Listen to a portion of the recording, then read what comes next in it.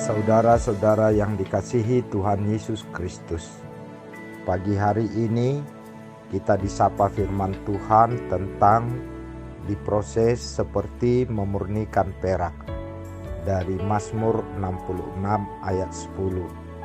Demikian firman Tuhan.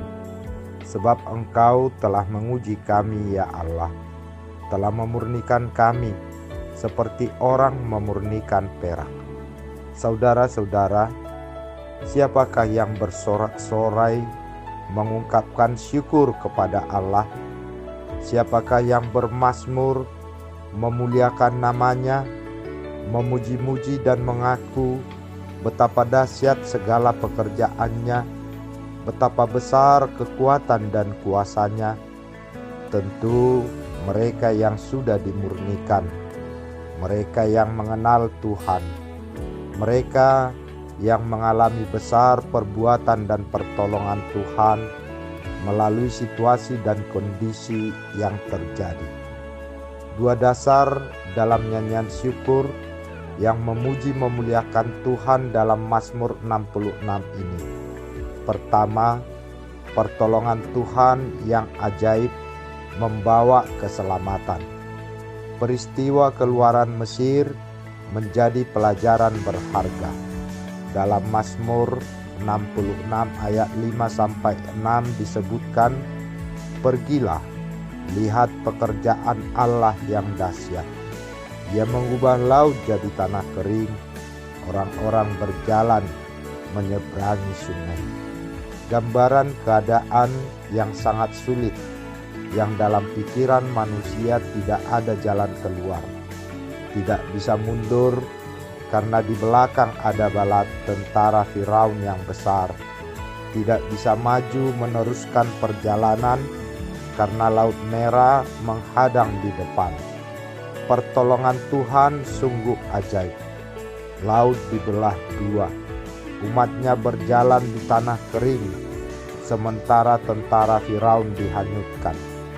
Kedua, Tuhan mempertahankan jiwa umatnya dalam hidup, menopangnya sehingga tetap kuat. Mereka diuji seperti memurnikan perak.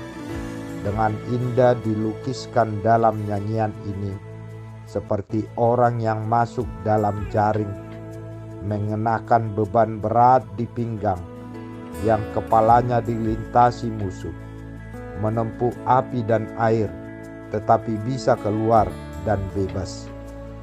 Pujian dan ungkapan syukur adalah suatu luapan kekaguman, pengagungan, dan pengakuan akan penyertaan dan pertolongan Tuhan yang membawa keselamatan.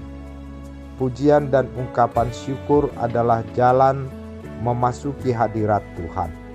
Firman Tuhan berkata dalam Mazmur 100 ayat 4, "Masuklah melalui pintu gerbangnya dengan nyanyian syukur, ke dalam pelatarannya dengan puji-pujian. Bersyukurlah kepadanya dan pujilah namanya." Saudara-saudara, mari memaknai semua yang terjadi.